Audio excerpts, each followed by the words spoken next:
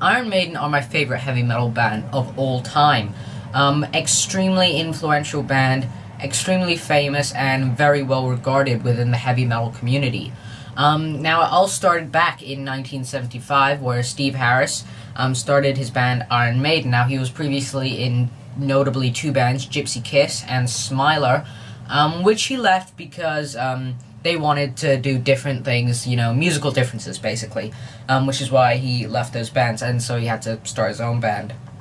Now, Iron Maiden, the early years, sort of from 75 to like 81, 82, have had a lot of lineup changes, and I could not possibly list every single person that's been in Iron Maiden, because there are like guitarists that have been in there for literally 2 weeks, so I couldn't name them all. But 76 was really the first big year for Iron Maiden. They had a guy called Paul Day on vocals, who they eventually sacked because he had a good voice, but he didn't have enough stage presence, and various other guitar players. 76 is when they got Dave Murray, I believe, and Steve Harris and Dave Murray would be the two longest. They would be the only two members to appear on all Maiden releases after this. 76. After that, they had a vocalist called Dennis Wilcock, but they really wasn't working with them. He was just too outgoing. He was doing all this weird stuff. He was a huge Kiss fan, so he's a big fan of over-the-top theatrics. But so that definitely didn't work out, and he eventually Dennis Wilcock, sacked the rest of the band except for Steve Harris, obviously. But yeah, 78, late 78, Steve Harris basically got the band back together. He got Dave Murray. He had Doug Sampson, which was the first really important drummer in Iron Maiden. Now, before we move any further up to the history of this album, their debut album, Iron Maiden, Iron Maiden are extremely influential on stuff like thrash movement, power metal, basically the entire world of heavy metal. So where did they come from? What are their stylistic origins? Now, mainly it's obviously from the original, earliest heavy metal bands like Black Sabbath, early Led Zeppelin, early Deep Purple, all of that good stuff. They're taking much influence from that. Judas Priest is obviously another extremely influential band towards Iron Maiden. But essentially, what the Iron Maiden sound was, why the sound was so different to the Led Zeppelin, Black Sabbath kind of stuff. That stuff was really structured around blues. You know, they're almost always writing around 12-bar blues structures, at least as far as Led Zeppelin. I'm not so much for Black Sabbath, but it's still a much more raunchy sound, early Led Zeppelin and Black Sabbath. But Iron Maiden and Judas Priest, a lot more melodic and a lot cleaner, and just a lot kind of nicer, and that sort of, the guitar style, the guitar playing is just more nice harmonies, more really nice melodies. And this basically comes from prog rock, which was obviously very famous around the time, early 70s, when Steve Harris was listening to a lot of that kind of stuff. You know, Genesis, UFO, bit of Yes, and really that's just a mix of those two things, the early heavy metal and then the prog rock, which is where they get the melodic thing, the really big production kind of thing. Obviously this album wouldn't show off Iron Maiden's big production, that would be till later, but just the mixing of these two sounds basically created the whole sound of the new wave of British heavy metal, of which Iron Maiden are pretty much by far the most famous and successful band of that group, the new wave of British heavy metal. Also, notable for being extremely influential towards the thrash movement in America. So back to a bit more history, 1979, they started playing a lot more gigs, starting to get a lot more famous. This is, they'd got Paul Di'Anno by this point, who would be the vocalist that would be on their first two albums, and he was working really well. He was really a really good vocalist, and obviously down the line he wouldn't be good enough for Iron Maiden, but for where they were in late 70s, early 80s, he was absolutely perfect. Kind of a punky kind of a style of voice, that's kind of how Paul Di'Anno is, which Steve Harris completely despised punk, hated everything about punk, but in this sort of situation, you have to kind of make compromises, and he was an absolutely an exceptional vocalist, excuse me. So Steve Harris and Iron Maiden, they actually, punk is a very important element when you're talking about the early days of Iron Maiden, because they basically could have got a record deal in 1976 if they agreed to screw all of the heavy metal stuff that they were playing and play punk. But obviously Steve Harris didn't want to do that, so he was getting really, really popular until they finally allowed them to play heavy metal when they got signed to EMI in 79. And obviously, 79, they also got Rod Smallwood on, who would be their manager. They didn't get Martin Birch. Martin Birch would appear on the second album. They got a really lousy producer called Will Malone, who was not good at all. They basically left the band to basically self-produce it, which is alright. Steve Harris is an alright producer, but just doesn't sound nearly as good as the Martin Birch stuff. Actually, let's just talk about the production of this album a little bit. The guitars...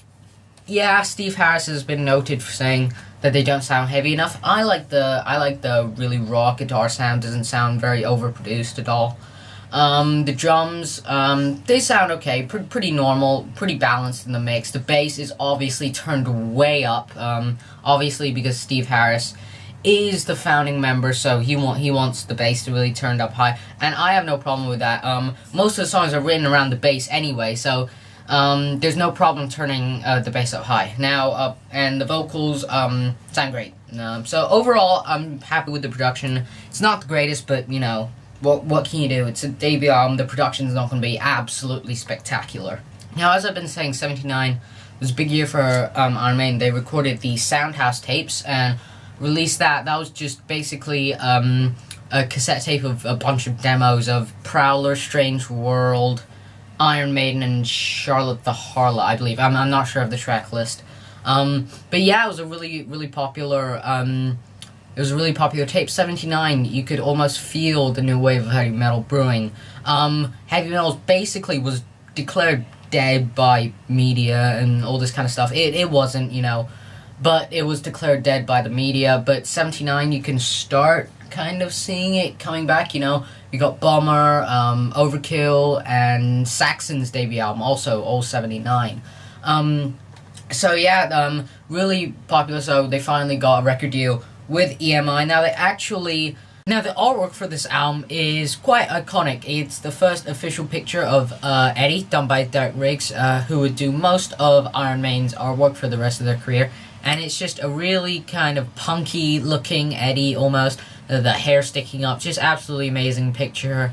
So yeah, just artwork's really good, really iconic. Iron Maiden's always has great artwork in my opinion. Up to this point, they were a four-piece, or just kind of 78, 79, they only had one guitarist, so they needed to find a second guitarist to finally do the studio album. Now, they actually wanted Adrian Smith originally, but he was too busy in his own band called Urchin, so they had to get Dennis Stratton, and Dennis Stratton is an alright guitarist. He's not the greatest, but he sufficed for this album, basically. He didn't do a terrible job or anything. Now, why this album is so popular and it's so amazing, because it's an absolutely amazing album, is basically because this is sort of like a greatest hits collection from like 75 to 80, because Steve Harris was just constantly writing material, but never had a chance to make a studio album every time, so he was just cataloging so much studio material. So when it came time to make an album, he just basically took the best songs of that and recorded them. And what this makes for is an absolutely amazing album. There are no bad songs on this album. It is absolutely fantastic. The flows really well. Just the whole vibe, the whole tone of this album is absolutely amazing. And so yeah, it's really consistent, the writing, the quality of the writing. Now let's talk a bit more about the performances from each of the members. Let's start with Paul Di'Anno. Now, as I've said, stylistically, a more punk-oriented kind of vocalist, but he's absolutely amazing. Obviously, nowhere near as good as Bruce Dickinson, but he does a great job. It's absolutely amazing. The guitars, Adrian and Dennis. Now, this is way before not Adrian and Dennis, Dave and Dennis. That's right. still great performance, really good riffs, really nice melodies, amazing solos. It's not, you know, Peace of Mind, Power Slave, or Seventh Son or something like that, but that's not the point of this album. It's not supposed to be like those albums or as good as those albums. But so yeah, they do an absolutely great job, and that's the one thing that's really kind of where the biggest difference between this and kind of the punk stuff that was going on. The punk stuff is just boring 3-chord progressions, just not interesting at all. This, you got these crazy like spider crawl riffs and just absolutely amazing stuff going on. So absolutely amazing. Steve Harris bass, amazing, don't need to talk about it anymore. One of the best bass players of all time, sounds amazing. Clive Burr on the drums. Now, Clive Burr isn't my favorite drummer of all time, I'm just going to come out and say it. Technically, not as proficient, not nearly as proficient as Nico McBrain, but he does an alright job, you know. It's fine for this album, but it wouldn't be good enough for where Iron Maiden were going. And that's really how the kind of lineup of Iron Maiden is. Steve Harris, with every single year from here to like 83, 84, he was getting better. He was becoming a better musician, a better writer, and just a better band member. And the rest of the band weren't catching up, you know. You can't picture Steve Harris, Dave Murray, Dennis Stratton, Clive Burr, and Paul Di'Anno singing the Peace of Mind album. You can't do that.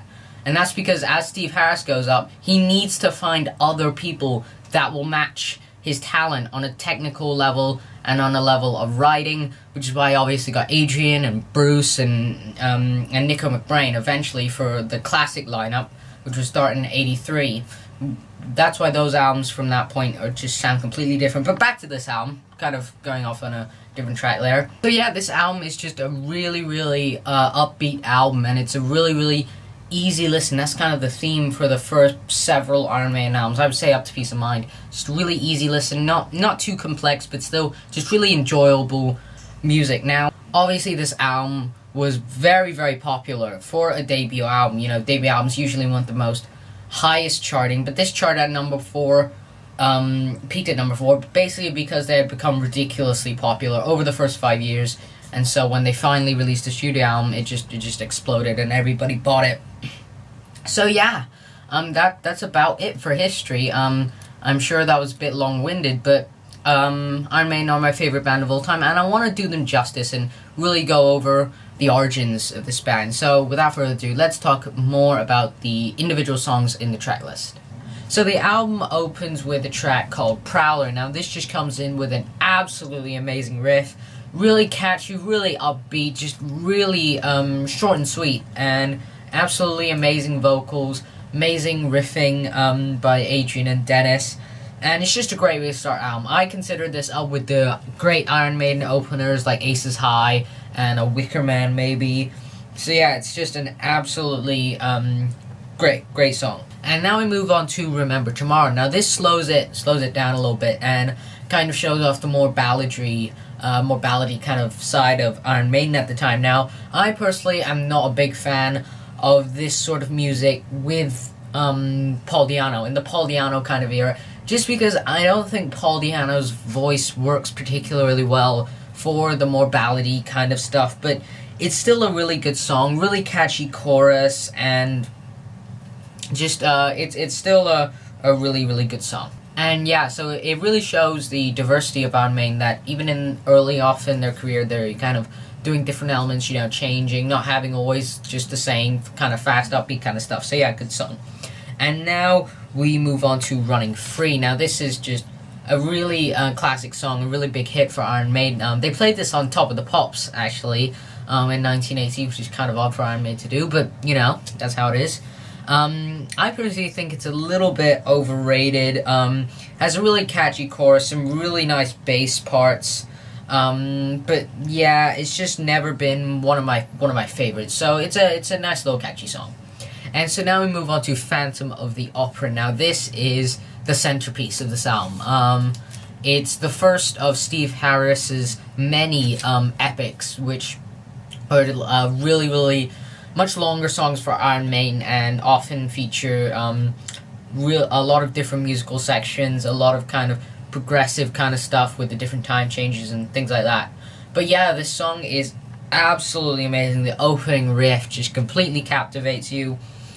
An upbeat kind of a tone, but it's kind of a little bit dark in elements, a lot of progressive elements in this kind of song, which is obviously, as I mentioned, taking from the kind of Genesis, UFO, that kind of stuff. So yeah, it absolutely sounds amazing, and it goes into this amazing guitar solo, amazing vocals, by the way, just brilliant performance. So it goes into this guitar solo that eventually just kind of ends and then starts again with the bass and the bass line, and then the guitars come in, and then they just build up and build up until we go into another vocal section, and it's just absolutely amazing. So great guitar solos, absolutely amazing song. Phantom of the Opera, one of my favorite Iron Maiden songs of all time, actually. And so now we move on to the next track, Transylvania. Now this is my favorite Iron Maiden instrumental, and it is an instrumental. Brilliant riffing, just to start out, absolutely amazing riff. Iron Maiden don't have a lot of instrumentals, but when they do have instrumentals, they're generally pretty good. So it's just really fast, but it's not too long. It never feels like it drags. This song, they change it up with playing sort of different lead sections, and so it's absolutely amazing. Really good song. And so now I move on to Strange World. Now this is the second kind of slower, more ballady kind of song, and again, it doesn't work particularly well with Paul Di'Anno's voice, in my opinion, but it is a really good song. It's just really brilliant, soft, melodic guitars, and sounds really nice, but I'm just not a big fan of the vocals. Has a really good solo too. And now we move on to Charlotte the Harlot. Now this is another great song. Actually, the slower section, the kind of small, kind of slow section, I actually really like. For some reason, Paul Di'Anno's voice on that sounds a little bit more emotional, more emotionally invested in that particular section. But yeah, it's just amazing riff again, just really nice upbeat riffs. That's the kind of theme sound, really nice upbeat riffs. And so yeah, it's just absolutely amazing. Charlotte the Harlot, really catchy. Now we move on to the final track, Iron Maiden. Now this, they play at basically every concert that Iron Maiden have ever done, and it has a really catchy chorus, absolutely amazing guitar work, a great solo, and absolutely amazing way to end this album. And that concludes the track list. Now this is just a really nice upbeat album. This is probably either this or Number the Beast is where the first Iron Maiden album that I would recommend people to listen. So yeah, this album's absolutely amazing. I'm going to give it a 8.5 out of 10. Later.